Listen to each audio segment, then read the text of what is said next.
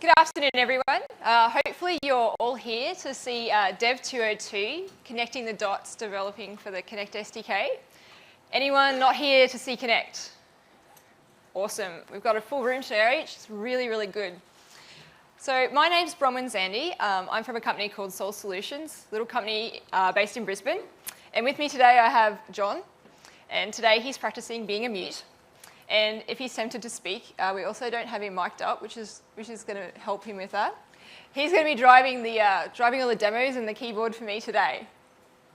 So we're really excited to show you this today. I think this is going to be one of the coolest sessions that you could come to at TechEd. How often do you get to play with such cool tech in this environment with so many other geeks? So before we start, the hash code that you should use is dev202. And feel free to tweet about your thoughts on the Kinect. And hopefully we're going to have a pretty interactive session today, so hoping to get a few of you out of your chairs, literally today. So we're going to be showing you inside the Kinect. We're going to take you through some of the features of the Kinect SDK, and then we're going to finish up with a bit of a look into the future. But before we start on that, we're going to go back into the past and have a look at where it came from.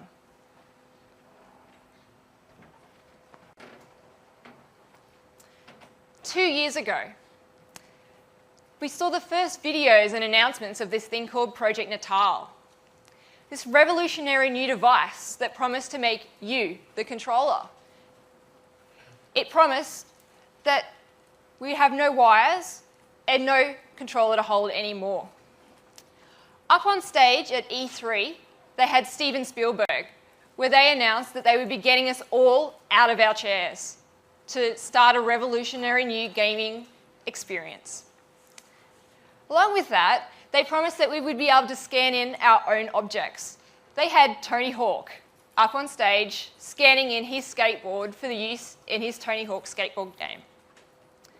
For those of you who like shopping, they also promised to allow us to go virtually shopping, try on their favourite dress, and socialise with our friends online to work out if it was the right dress for us before we went and buy it in the actual store, so that it was absolutely the perfect dress for the party. When I saw these videos, I was really, really excited. It really, really inspired me. It really took me back to a place when I was a little kid. That's me there, back when I was blonde, and I was big enough that my brother couldn't push me around. Back then, I don't know if anyone else did, but I used to imagine things that we could take a cereal box and we could turn it into a mask and we could pretend to be something completely different and let our imaginations run wild. It's amazing what we used to do when we were kids. Kids could take things like the latest, like your dad's saw bench, and you could turn it into a horse and you could ride around the paddock for hours. That's how I felt when I actually saw some of these videos. It really, really inspired me to what the possibility could be for this device. So let's move forward a year.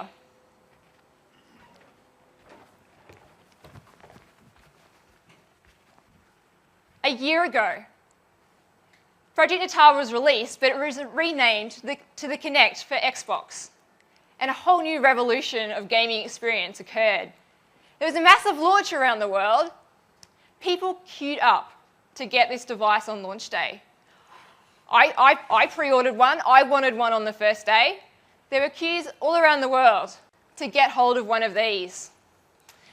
There was a big marketing campaign, and they'd set up big booths all around the world, like one like this, where people could come out and try the Kinect and join in the revolution.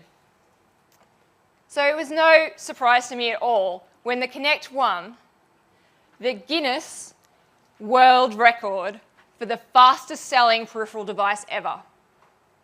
The Guinness World Record. Now that's not something they give out lightly. Now why did I pre-order one? Because I felt like a kid at Christmas. I got out to the store, I ran home, I ripped open the box because I just wanted to play with it. I thought it was the greatest new toy ever. And I started a whole new life playing games where I'm the controller. It's heaps of fun. So after that, I was just waiting for it to be able to use it on my computer. And luckily enough, 2 months ago, the Kinect SDK for Windows was launched. And us as developers started a new revolution as programmers where we literally have to get out of our chairs to code and test the whole new life cycle of applications. We were so blown away with this, like we were really excited that we lasted with one Kinect for about another day before John and I had to actually buy another one because we don't share very well, and we were fighting over it. In fact, we liked it so much that we actually now have 3 Kinects, one for each of us to play with and one to have on the Xbox to play games with. So there's a few things I want to tell you about the Kinect SDK that are really, really important. So firstly, it's SDK for Windows PCs. It's not for developing on the Xbox. It is a beta. It is the first release. So there may be a few issues, but what it allows you to do is play with this technology and just see the potential that's out there. Now, as anyone, it's designed to run on Windows 7, and it also can run on Vista. Has anyone got XP or something else? No, everyone's got Windows 7? Awesome. Awesome. So the biggest tip that I can give you when you start up using this SDK is that if you have any issues at all with it, to close Visual Studio and reboot your computer. Because seriously, speaking from experience, when I first installed the SDK, it's just a USB plug that plugs into your computer. When I installed the Kinect, I had a problem where it didn't install in my GAC correctly. By uninstalling it and rebooting my computer, it all just magically started working again. Now, the other important thing at the moment is that it's for educational and prototype purposes. So it's not for commercial use, but they have made an announcement that they will announce a commercial agreement for later in the year, which, of course, everyone's looking forward to because everyone's building some cool stuff and obviously they want to turn it into products and stuff. So can I just get a show of hands for anyone who's actually tried out the Kinect SDK for Windows? You guys want to stand up, please? Now, give these guys a round of applause because they have really done well to start the revolution. Thanks, guys. Now, did anyone use any of the open source drivers? Yep, awesome. And who has a Kinect at home on their Xbox? Cool. And for the rest of you, who's excited about Kinect? Awesome, awesome. So has anyone seen what the inside of a Kinect looks like? You guys, we're at TechEd. Who's interested to see what the inside of Kinect looks like? Yeah. Everyone? Okay, it's TechEd. I reckon we can do this. Show you the inside of a Kinect. I think that might be John's. Yeah, this is John's Kinect. Yep. I think we need something to open it up with. Do you want to grab me? Yep, no. Screwdriver? Yeah. I think this might take too long. I think we need something bigger. Yeah, hammer's better. Hammer's good.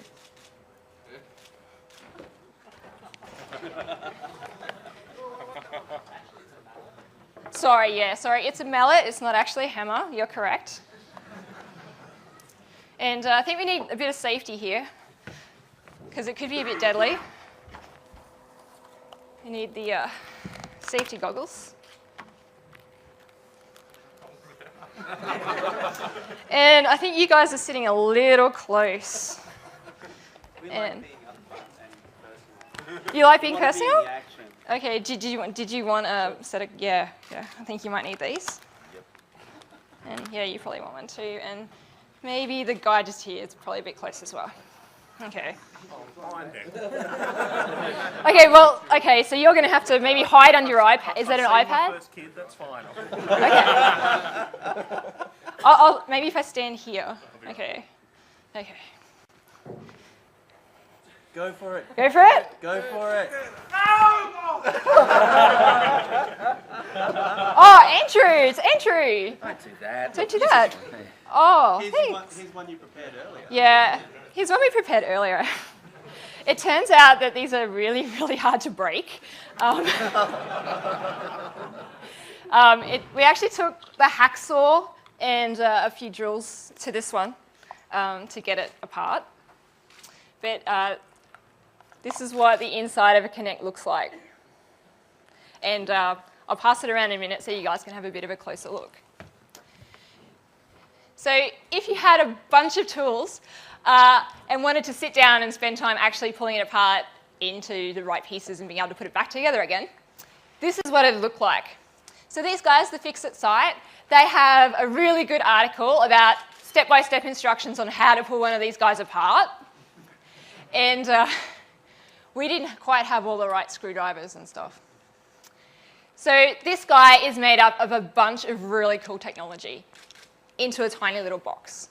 So if we just have a look there, it's got 3 different cameras to give you color, depth, infrared. And it's also got 4 microphone array, which is really cool. You can do noise cancellation, echoing, you can do beaming and stuff like that. Because they've pumped so much tech into this guy, they've got 3 separate boards, which you can see here. Again, on the Fix-It site, have a description for what each of these are. You can see the different squared colors here, all the different chips that are involved, but there's heaps of stuff in there to drive the stepper motor, the color camera, image arrays, RAM, USB drivers, etc. So check it out if you want to know exactly what all the different chips and stuff are, because these guys have got a really cool site. So who wants to have a look at it? Yeah? If you pass that around, as long as I get it back at the end, because it was my sacrificial lamb. No guarantees, yeah, awesome. Cool. So who bought a Kinect with an Xbox bundle? All of you. So unfortunately for you, you can't plug it straight into the computer. You have to go and get this cable there's a link there. So there's a extra bit that you plug in that has the USB driver and plug into the power. So you need to go get one of them. I think they're retailing for about $35 online. I saw a big special about a month ago where the Kinect was selling for $99. So I'd highly recommend using it as a really good excuse to go buy another Kinect.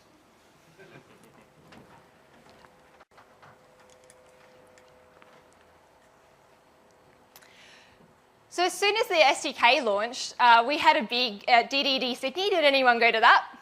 We had a Kinect Hack Day.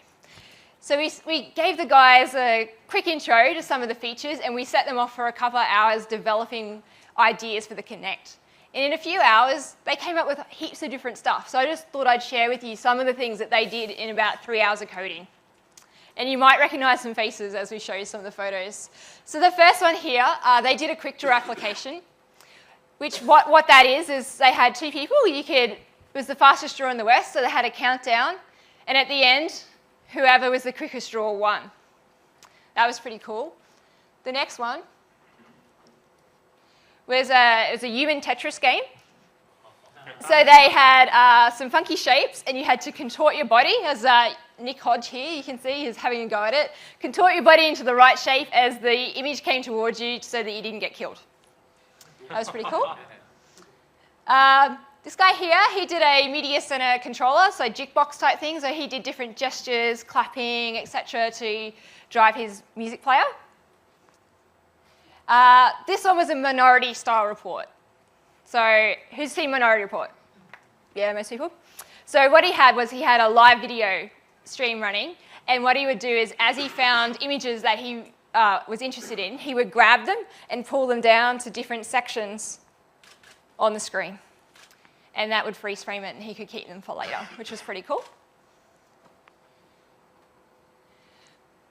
So now we get on to the bit about the actual SDK. So we've broken it up into 2 different sections. We've got the camera functions and the audio functions that we're going to take you through. So as I said before, it's got a bunch of different cameras. So the first one we're going to talk the first thing we're going to talk to you about is the camera tilt. So for anyone who's played on the Kinect, you'll notice that the Kinect will move up and down and scan you. So it has a full stopper motor that you can drive in that. So they've rated it to only be able to be used 20 times in any 15-second period. So what that means, and they recommend, is that you should use it to scan and get the people or whatever it is that you want to take a shot of in view sort of at the beginning and then kind of leave it there, or otherwise you kind of burn out the Kinect and need to go buy another one. The next one is the color camera. So you get a full color camera and you can get up to 1024 by 1240 by 1024, 1280, oh, my numbers today, 1280 by 1024 in a compressed format straight from the Kinect at up to 30 frames a second. Now, if you want something that you want to play with a bit more, you can get the uncompressed, but you can only get it up to 15 frames a second. And you can get it in a couple of different formats. You can get RGB and YUV. The next interesting one, which I think is quite cool, is the depth camera. So what that allows you to do is it sends you back information, and for every XY coordinate, it'll give you the depth in millimeters from the Kinect to its nearest object. And it is really, really accurate. One of the guys at the Hack Day, he was playing around with measuring things in front of the Kinect so that he could guess someone's gene size. And he was doing pretty well, actually. The other really cool thing that you can get on the depth camera is you can get a thing called the player index. So it picks up to it can see up to 6 different people. And for part of each of the pieces of information that come through, there's 3 bits that tell you the 0, 1, or 2, whether or not there is no players, a player, or player in the image. And then lastly, is my favorite, is the skeleton tracking.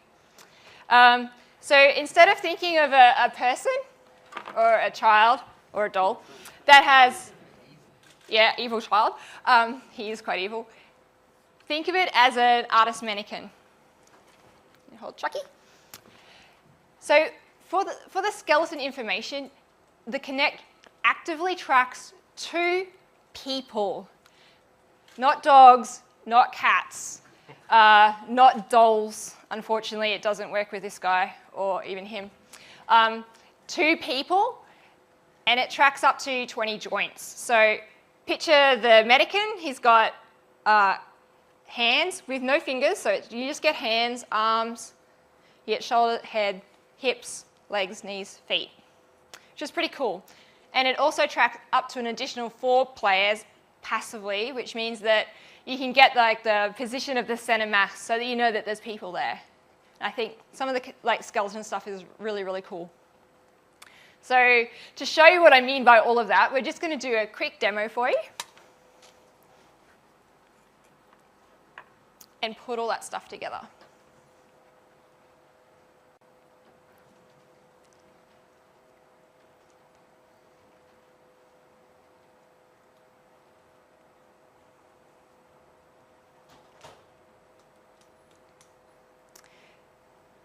So everyone here familiar with Visual Studio and XAML, C#? Yes? So today we're going to show you some of the demos. We're going to use C#. If you're more comfortable with languages like C++, there's also some really great resources for them as well. You can use that. And I've seen some people doing some demos in F# as well. So what we're going to do first is we're going to create an image on the screen, and we're going to hook the color camera up to it.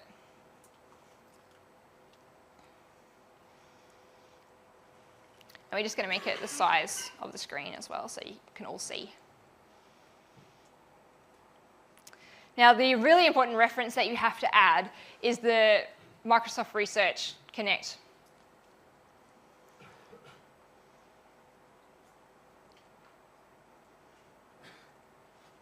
there's no project templates for it yet? Yeah, so the question was, are there project templates for it? There is a project that I have in the resources at the end, which refers to a project template that you can helps you hook up some of the camera and audio functions so that you don't have to add all this stuff yourself. So what John's going to do is going to add the usings that we need. So for the camera stuff, we need to add a reference to the Microsoft Kinect Research NUI, which stands for Natural User Interface. When we get to the audio one, we'll use the other library. Then what he's going to do, we're going to make a global variable to the Kinect runtime that we're going to use everywhere.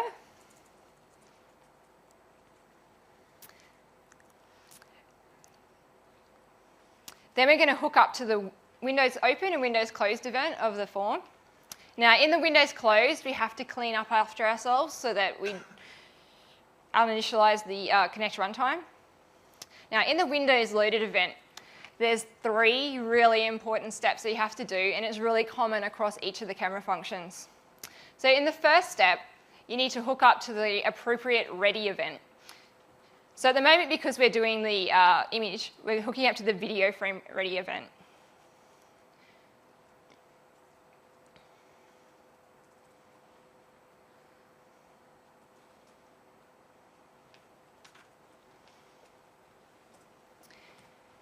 The second step, we hook up, we initialize the runtime object, and we tell it what things we're interested in. So at the moment, because we're interested in the color camera, we're just going to tell it that we're going to use the color. Step 3, we need to open the stream. So we're going to open the video stream. We're going to tell it which type, and there's lots of enums here to help you, so you don't have to remember. We want to use the video image type. And then you can pick your resolution. So we're going to go for the full resolution here of 1280 by 1024. And then that's where we get to pick the image type. So we're going to pick the color image. So in our video frame ready event, this is where we have to actually do something with the data that comes back. What comes back from the Kinect is this thing called a planar image, which isn't actually a bitmap. So what we have to do is we have to take that data and turn it into something that we can use. So we're going to convert it to a bitmap. And I'll show you a different way to do that a little bit later.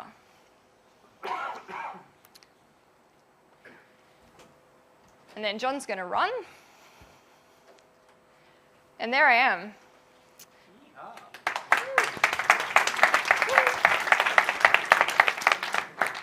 And as you can see, if I turn it around for all of you, we can all wave.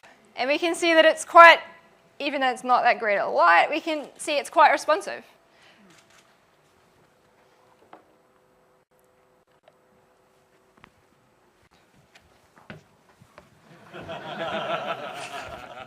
Okay, I should have looked at it before I got up.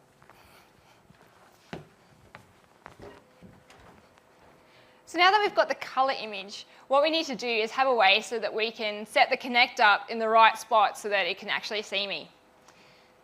So this is where we're going to use the camera tilt. So John's going to rearrange the screen a bit, and we're going to divide it up into 4 sections.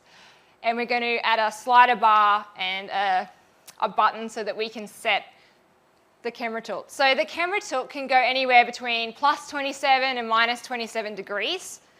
So we're going to set up a slider, and we're going to give those min and max values and have increments of 1 so that we can easily set it.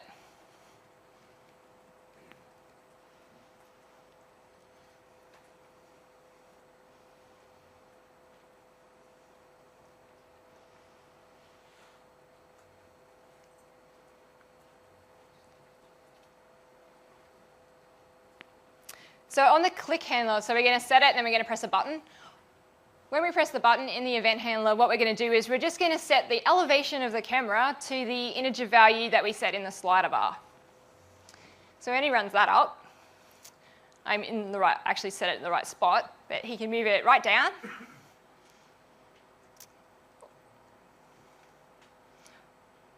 Or he can move it all the way up to top. So just watch as when he hits the button that it'll stop the video as it moves as well. And then we can get it back in the right position.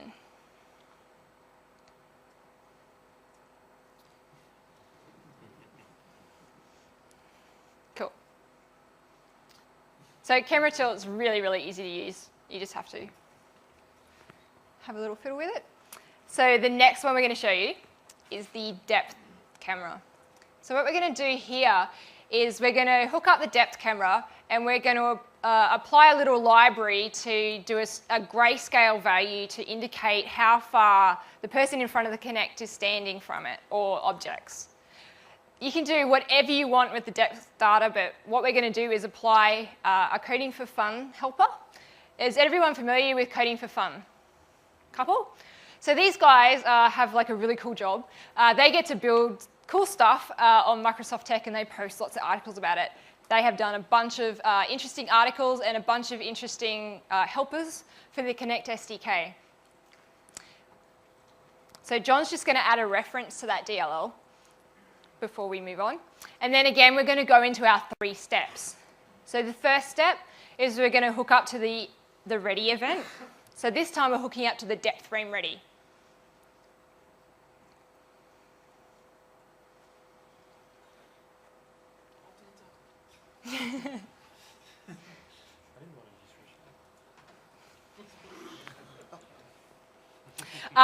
In the initialize now, because we're using the depth data, what we're going to use, we're going to give it that option, and we're going to use the depth one only, not the depth and player index, because we only want depth data.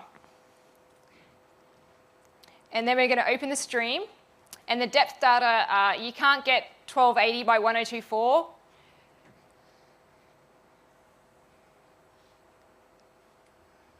And we want the depth stream this time.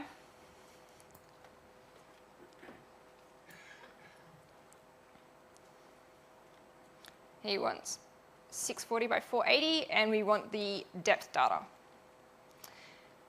So in our ready event, this is where we're going to turn that planar image that we got back before into this grayscale bitmap using the coding for fun helper,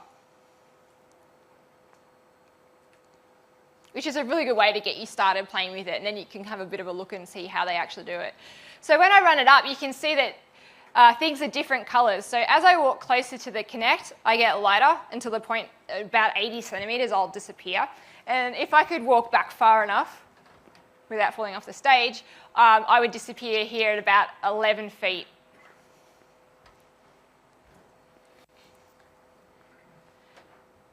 So that was color and depth. So the last camera function we're going to show you now is the skeleton tracking. So what we're going to do to start with, to keep it simple, is John's going to create 2 ellipses, and we're going to track my hands, and we're going to have them as different colors. So again, we have 3 steps, but it's a little bit different with the skeleton data. So again, we hook up to the ready event.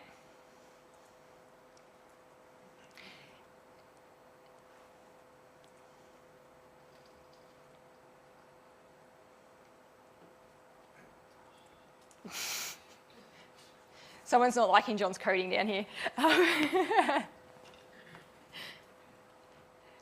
And then in our initialize, this time we're also going to add in the skeleton data. So we're going to add use skeleton tracking. And then instead of doing the depth stream open, it's a little bit different here. So John's just going to get a bunch of code in there for me.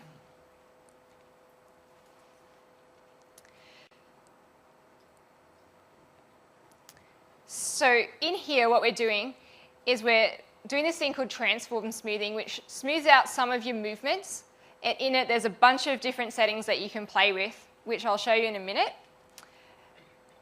But this is usually sort of the default settings that you want to use that look most natural. And you can fiddle with these to get it to be what you want it to be.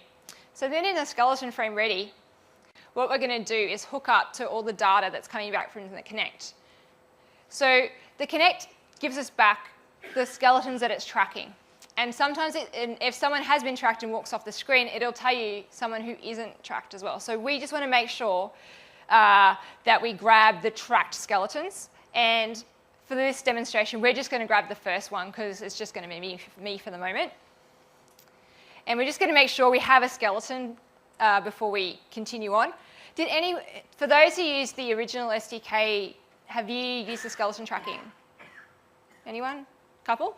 So there's a couple of demos. They just did a refresh on the beta that broke a few demos. The skeleton frame ready event used to only give you back a frame ready if there was a person in front of the Kinect. Now it will give you back a ready event where there's no skeleton. So you have to check for null now. So if you've got demos or code that are breaking, just check that you are checking that the skeleton data isn't null before you try to access it.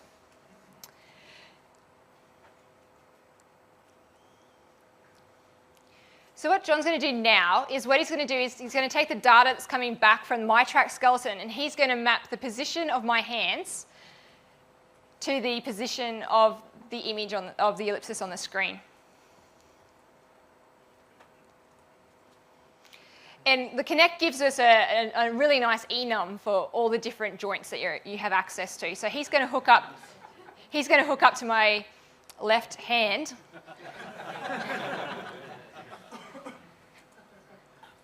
Yep. And my right hand to the two different ellipses.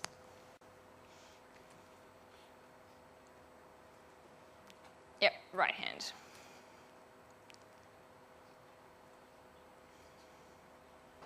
So as you can see, we've got a different color for each of my hands, and as they move them, they move around. Okay.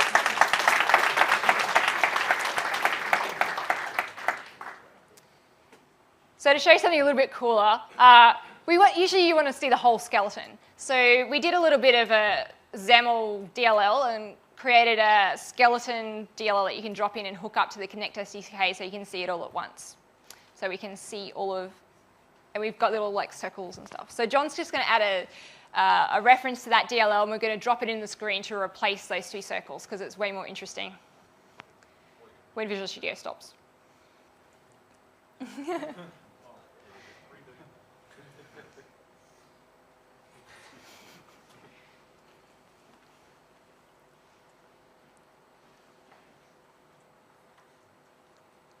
If anyone's after this later on, we have got the code for that on our blog as well if anyone wants to use that skeleton in any of their projects.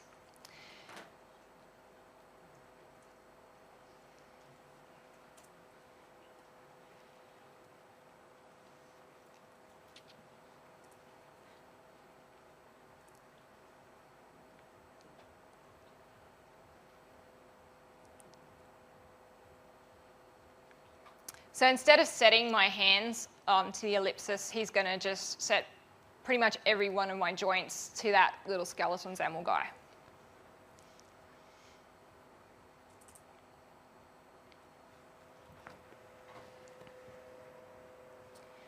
So he runs up, we're going to introduce you to my skeleton avatar I call Slim. So there's me. You can see all my joints and it moves my legs. So that's really cool. And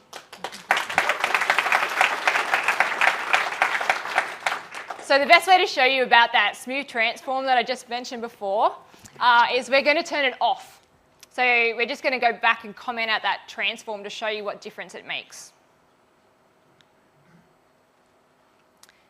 So when this is turned off, it is much more sensitive to every little movement or what it thinks is a movement.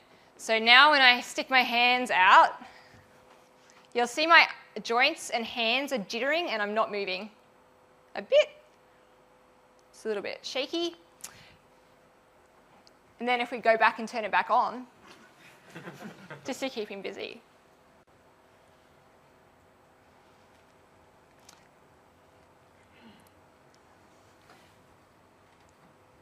We'll see now that I'm staying quite still except at the extremity of the screen. And it's quite smooth when I'm in my hands.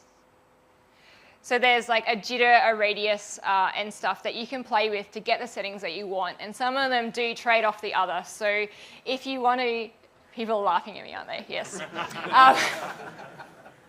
So if you want to compromise on what you consider a move, then you can play with those settings and get it how you want it to act for your application. Yes. Seems to be a bit of a lag between when you move and when it comes up on the screen. Is that just how it is with the SDK at the moment? Or? So the question was a bit about the lag.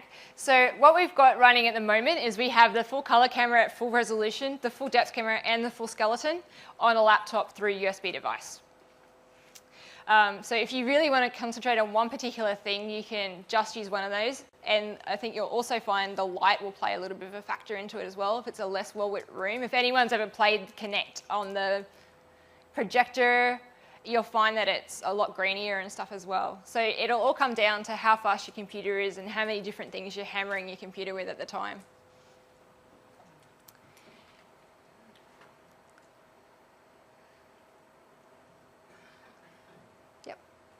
So, wrong one. Next slide. Oh yeah, no, you want to show the depth, don't you? Okay. He wants to show his cool demo. So we did an in-depth session in New Zealand last week, and we were just going to show you one of the advanced demos that we showed there, a different one for the depth camera. So before I showed you a grayscale image, this time what I'm going to show you is we've taken the depth camera and also used the color camera at the same time. And we can map those using the player index as well. And what it allows us to do is to identify me separate to the rest of the room.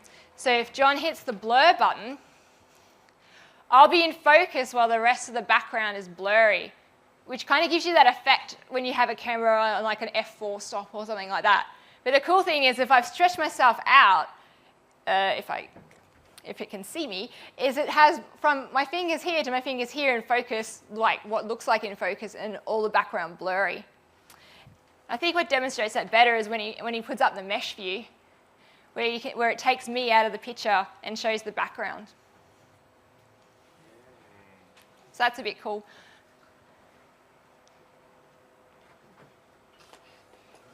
Very nice, John.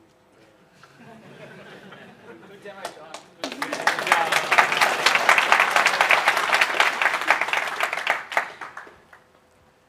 Yep. So that was all the camera. Now we're going to show you the audio stuff. So the audio stuff, there's heaps and heaps of different things you can do with it. Who's into like audio processing? Anyone? No one. Okay. So you can do noise cancellation, echo cancellation. You can do microphone beaming. You can do all sorts of funky stuff because it has 4 separate microphones.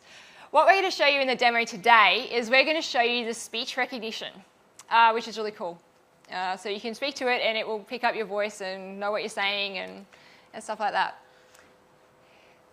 So the cool thing while using it on the Windows SDK is that we can use other things. So we're going to use the speech pack for Windows 7. So the demo today, what we're going to do is we're going to have a screen. And I'm going to say some colors. And when it picks up the colors that I'm saying, it's going to turn the screen that color. And we're also going to display to you what I'm saying or what it thinks I'm saying. Where do you get the speech pack from? So the question was about where do we get the speech pack from. So that's a standard download that you can get off the Microsoft site. It's also in the list of references that I have at the end of the slides.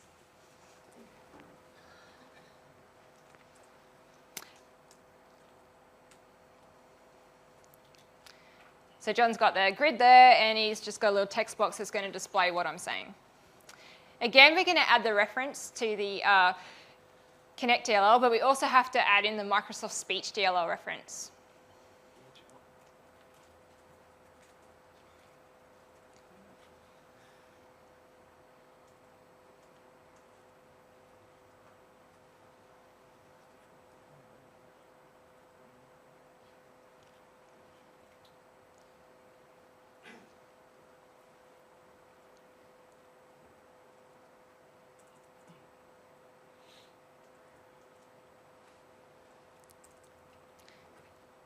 So we add in the usings that we need to use.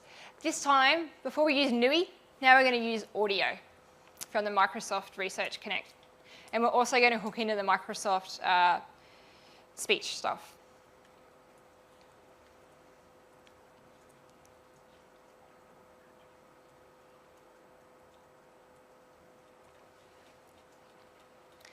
This time we need a few more variables than before. Again, we need our Kinect stuff. So we have our Kinect audio source, but there's another couple of things there. There's the speech recognizer engine, and one of the really, really important strings we need is the recognizer ID. So at the moment, John's got the US speech pack in, so I'm going to put on my best American accent to try and get this to work today.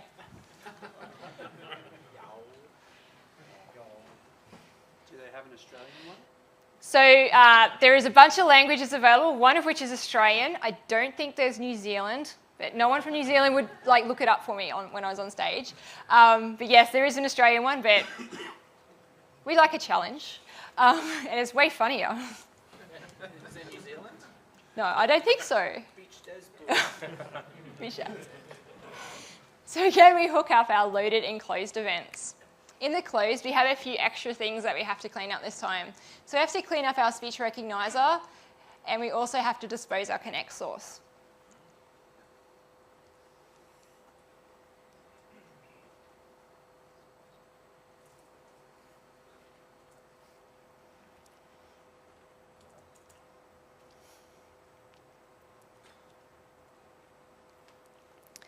So the audio stuff works on this concept of grammars. So what we're going to do is we're going to compile a list of words that we're going to use. So to check that we've got the right thing installed, we go to the speech recognizer engine and we look up the list of recognizers that are installed, and we want to check that it's the same recognizer that we want to be using. Because if we've got the Russian one installed and we think we're going to speak American, we're not going to match on anything. So that's a good check to do before you start doing any processing. And then we hook up the speech recognizer to the ID that we found. Scroll back up a bit. So the speech recognizer loads in a set of grammars. So what the grammars do is you can build up these sets of different words into different grammars and join them together. So what we're going to do is we're going to take the colours of the rainbow and create them as a grammar. You aren't limited to just single words. You can do whole phrases if you want to. It picks up a whole phrase, which is pretty cool. We're just going to do single ones today because that's enough of a challenge for me.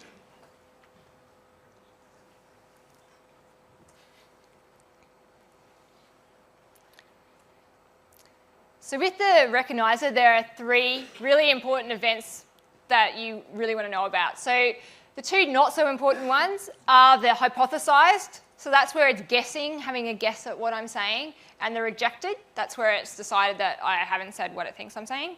And the really, really important one is the speech recognized event. So what we're going to do is on the hypothesized and on the rejected, we're going to show up what it thinks I said. And on the recognized event, that's where we're going to do the cool processing. So in the recognized event, it passes you back the words that it thought you said, along with a value called confidence. So you can work at how confident it was that you said the word, which is a really good one to use because if it was only 10% confident that I said yellow, you probably don't want to do anything with that information. So John likes to make things hard for me, and he's set it to, he's going to make sure that it's not going to change color unless it's more than 90% confident that I've said the right word. Once we get a match that's above 90%, then we're just going to have this little switch statement here that just changes the background of the screen to the color that I said.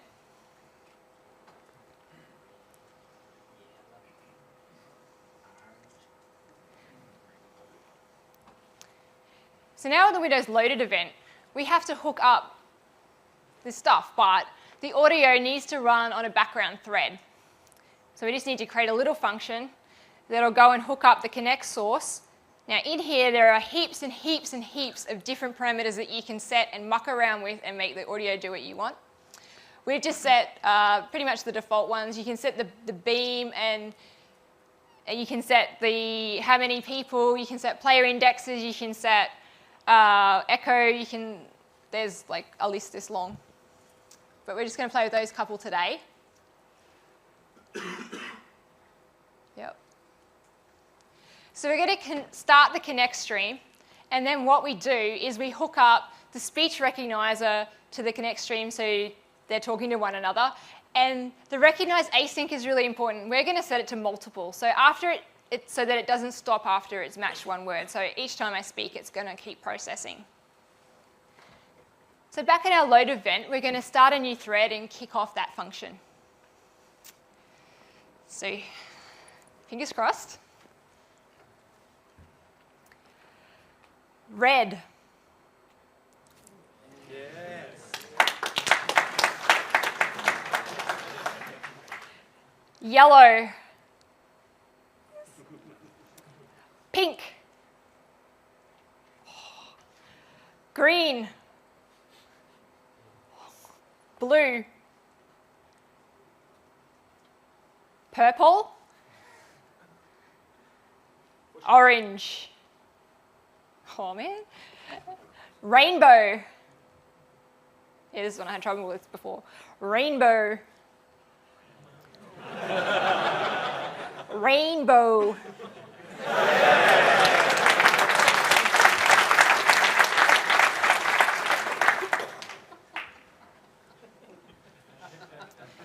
So we're going to be at the Kinect booth in the next couple of days. We've got a couple of other speech demos that we can show you if you want to see something a little bit cooler as well. So that's it for the features that you get in the API. What we're going to talk to you about now is the gestures. So the first thing that people usually want to do when they're playing with Kinect is do gestures. The Kinect SDK doesn't come with a default set of gestures, which at first you think, boo. Yeah, but it's really cool because you get to write your own. Yay! So it means you can do anything you want. Now, we're just going to go through and show you a few tips on when you want to write your own gestures. And when it comes to writing gestures, what you think a gesture means and what someone else thinks a gesture means are two very different things. And I could say this 1,000 times, and you won't understand it, I don't think, unless I show you. So, to do that, I need 6 volunteers, please. Yeah, come up. Yeah. Don't have to put your hands up. 6. I need John as well. So if I can get you all to line up for me across here so everyone can see you. Got 6, awesome. So what I'm going to do, I'm going to give these guys each a gesture. You're not allowed to show it to the person standing next to you or the audience. If you can't read my handwriting, let me know.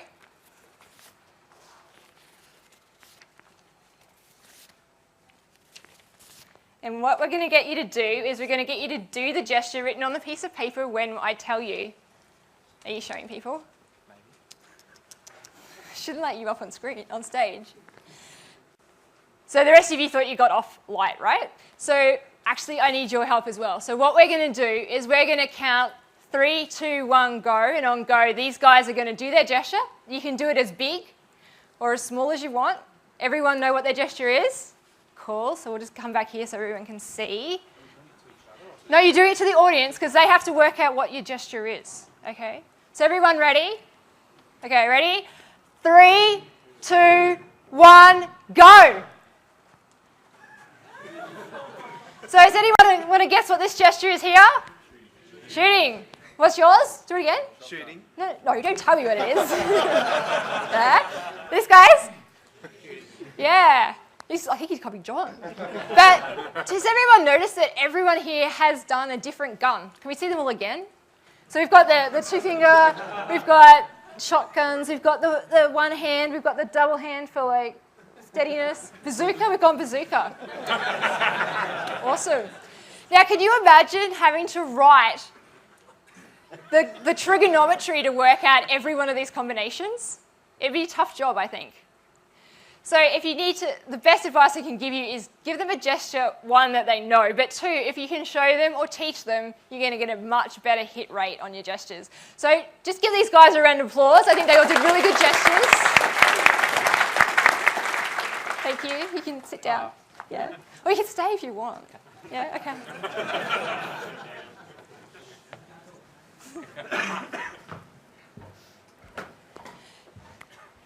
So the next bit of advice I'm going to give you is a few tips around writing gestures for your users. So for those of you who have played Kinect, a lot of the games are meant to wear you out. So if you're writing gestures and you want your person to be worn out in 5 minutes, you need to make big gestures. If you want the person to be able to use your application for more than 5 minutes, you need to think a little bit smaller. So we're going to show you a few gestures. So we can welcome back my skeleton buddy Slim. So we'll do proportions first.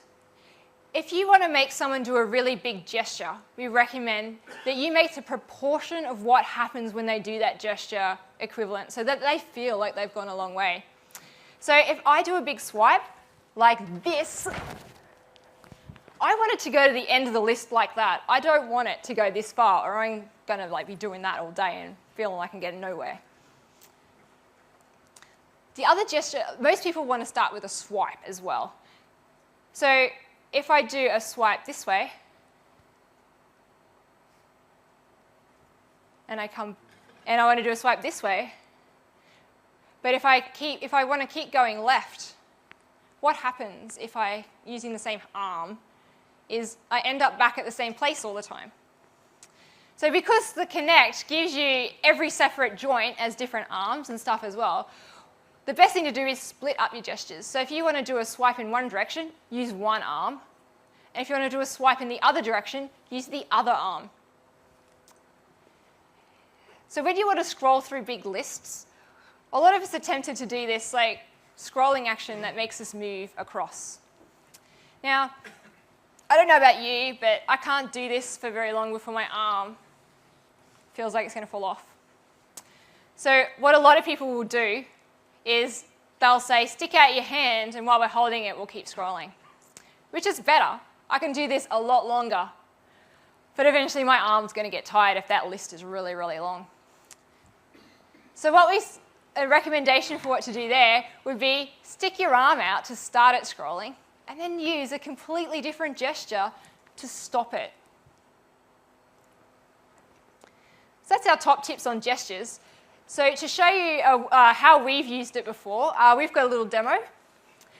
There was a thing called, I don't know if anyone heard of it, it was called Library Hack a while ago. You can get some library data and hack it up. So what we did was we grabbed 50,000 out of copyright images in Queensland. We mosaiced them up and took John 7 days to process it all. And we made a mosaic of Queensland. And they asked us to come and demo it, and we thought, what better way to get people demoing it, playing with it, than to have them use the Kinect. Now, our goal here was to bring people to our booth. So we wanted the gestures to be really, really big. So we made them a little bit out of proportion. So to go up, we did a big hands in the air. To go down, we made them touch their toes. If it can see me, yeah. To make them go, they hold out their arms to go right and left. Both arms right out to zoom out. Hands together to zoom in. And because we wanted everyone to come and see our booth, we thought a dramatic reset was right up there. So we're going to do a Toyota-style jump in the air and hopefully not lose my microphone. To reset it.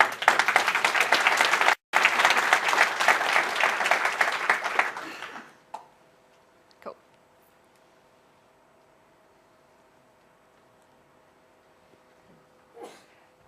So the last little section is about the future. And really the future is really you. It's about you developing stuff for this Kinect and feeding it back to Microsoft so you can get the features to build those applications we haven't even thought of yet. I just am blown away by the ideas that people come up with. So I'm just wondering, while you've been sitting here, has anyone thought of something or has been thinking of something that they'd like to see built with the Kinect? Yeah. I'm not going to tell you because you're copyrighted. Right, okay. You don't want to share, that's fine. Anyone else? Yeah? An application that would help children learn sight words and by using phonics. So an application to do sight words using phonics. So that would be using the audio and stuff. Awesome. Anyone else? Yep, guy at the back.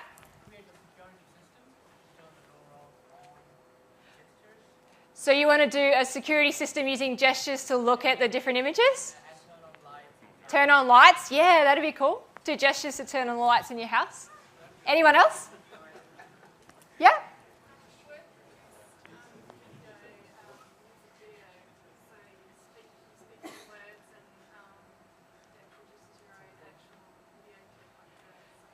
So making your own video clip using words.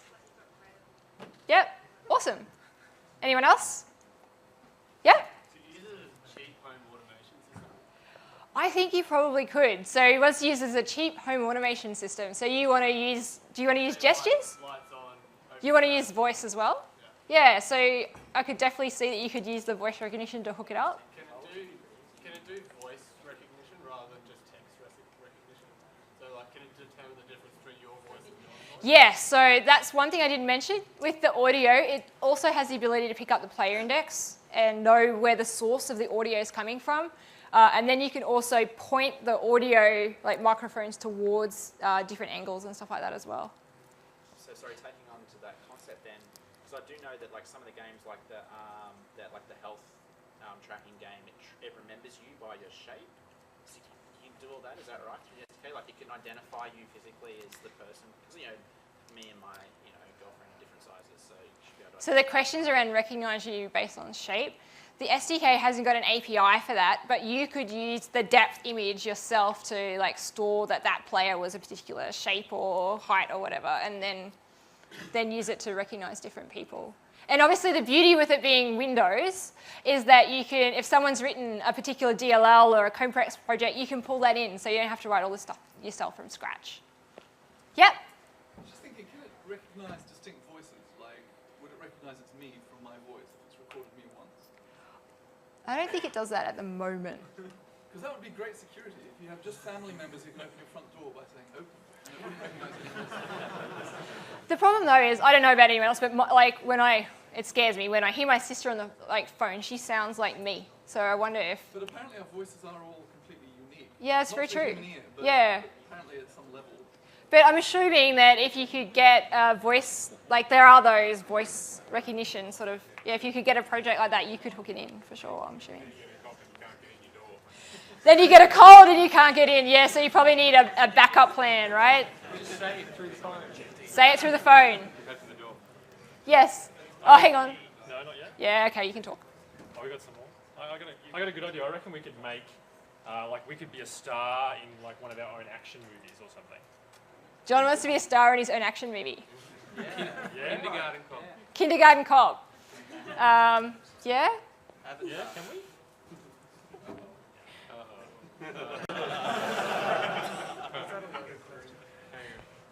John the White. He's allowed to speak now. He'll need it. Flame on.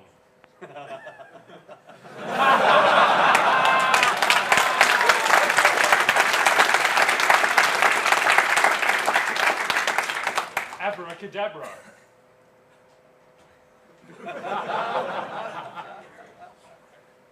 Beam me up, Scotty. Beam me up, Scotty. Beam me up, Scotty. Oh, an American accent.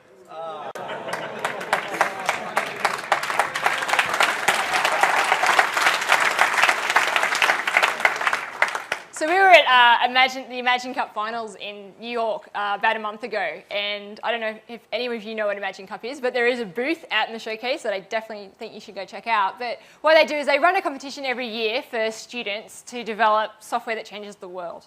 And these guys really, really do that. And what I found really impressive when I was there, that out of the 76 finalists, that's from different countries all around the world, out of the 76 software design finalists, 10 different solutions were using the Kinect. And this thing hasn't even been out a year. And I think students have a pretty good grasp on what is the future. So I think Kinect has a really, really, really bright future. So I'm just going to open it up to questions for a couple of minutes before we take you through some of the really important resources that you need to know about. Is there any other questions? Yes? Can you get the Kinect to say things back to you? So the Kinect saying things back to you has a text-to-speech as well. So what you can do if you want to hook into the audio stuff is you can get it to repeat back things you've said as well. So there is the speech recognition engine, and then there's also the text-to-speech DLLs, which are in that same download resource that I'll show you in a minute. Anyone else? Yes? Can it work down to the level of fingers and hands? Okay, so the question is about fingers on hands, and everyone wants to know this one. So you might remember my mannequin friend. Yeah. Remember the mannequin? He doesn't have any fingers. So the skeleton tracking in the Kinect SDK at the moment doesn't have finger recognition. Because it's easier to, long-term, use your fingers. Yeah.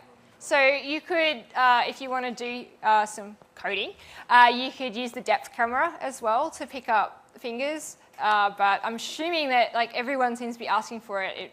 Hopefully that they'll add more joints and add ways to extend that. But yeah, at the moment you can only get hands, no fingers. Some guy's already done some homebrew project where he picked up all the fingers, hasn't he? Yeah, I think that was the OpenNI project or one of the others. Yes? How about non-person type objects like a golf stick or a cricket bat? Right, so for this, you can't use the skeleton tracking for anything other than a person, but for the depth camera, you can obviously pick up all sorts of other objects and then you could write code to show that. Maybe the Fusion video would be a good demo. I don't know if anyone's seen this. This was a video that Microsoft Research put out with the Kinect. And what they're doing is they're taking the Kinect and they're real-time mapping 3D models and doing some really cool stuff. We chopped it down to 2 minutes. I just thought we'll just show you that now because that'll probably address your question a bit.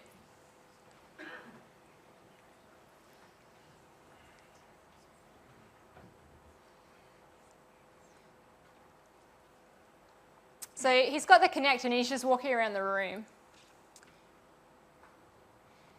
And you've got a couple of different images there, but the top one there is the depth data, and as he walks around the room, it's picking up all the different images in the room, including the guy sitting on the couch.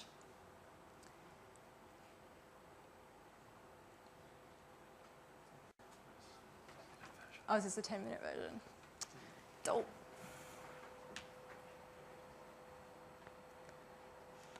Do you want to fast forward to the, no. I can give you a resource to that a bit later, but it also has some really cool stuff where they're using the depth camera to, like they throw a particle, like they throw fake like mud onto shirts and it picks it up and they can shake it off and they can use, like using the depth camera, they've picked up the objects and then they can like use it like a whiteboard so that you can use your finger and draw on something that isn't actually there. So yes, you could possibly use the depth camera to do picking up other things, but obviously you're going to need to write some code to do that. Yes? Can you control more than one Kinect within one program? Yeah, so the question was about controlling more than one Kinect. So you can plug 2 Kinects into one computer, but what it does is it splits the camera so that you get different data out of each camera. But obviously then you're running a lot of stuff through to one computer. So if I was going to do it, I would plug one into each 2 computers and I'd probably like get them to talk to one another because you get a lot more processing power then. But yep. Yep, last question? Can you preposition the skeletal points? So where it's got the 20 points. Yep. So to actually create it on a much smaller scope. So if you were to get the cameras onto an iPad or like in front of a computer monitor, reposition the skeletal points to your hand so you could do that Minority Report style touch typing with your fingers. Yes. Probably not using the skeletal. So minimum depth. Yeah, like you've got the issue that you have to be like at least like a certain distance from it. Yeah. The scale is only on your hands rather than your entire body. You're just reducing that scale of depth. You might be able to use the depth camera, but not the skeleton. Yeah, you wouldn't be able to use the skeleton tracking. You'd have to use the depth data and do some funky coding yourself. So, yeah. Do you want to? So, has anyone played Kinect Fruit Ninja? Yeah.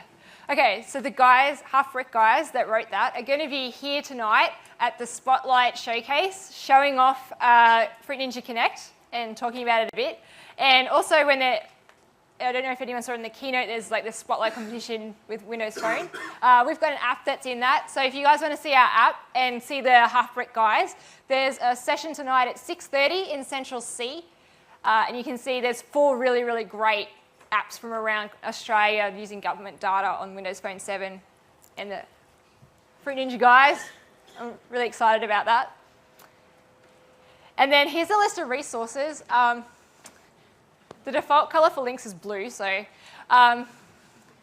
when you download the slides, these are actual links. So the really important one is the Kinect SDK, which you can get off the Microsoft site.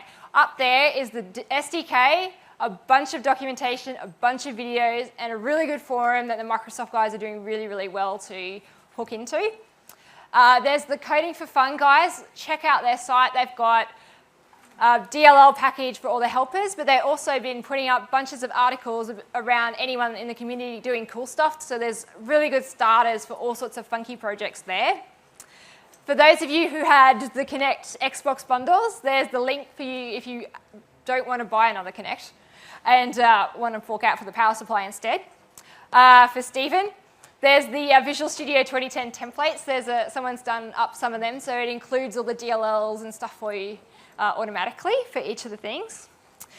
There's a really good article written by a guy at Microsoft about Kinect gestures.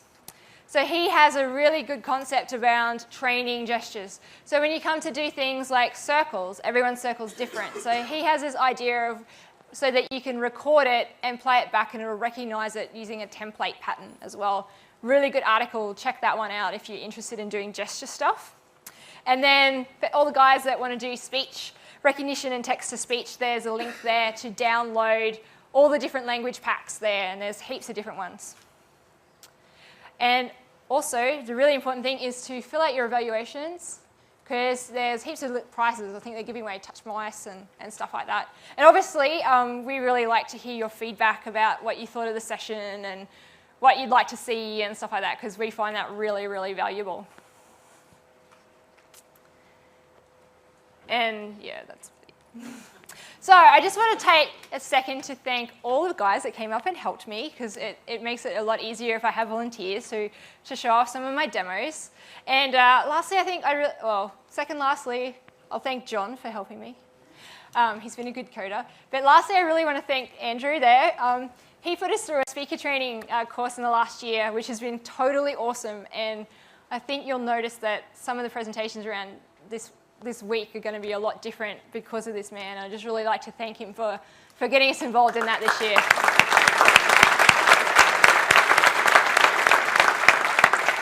So we're going to be hanging out today at tomorrow and Friday we're going to be hanging out in the sort of the Kinect area, showing off some of the demos and stuff that we've built. So if you have any questions, come and ask us. We love to hear them and hear your ideas and work out different ways that we could do them. And also, if you have any feedback and stuff like that, definitely come and say hello. And I'd just like to thank you all for coming and seeing us today.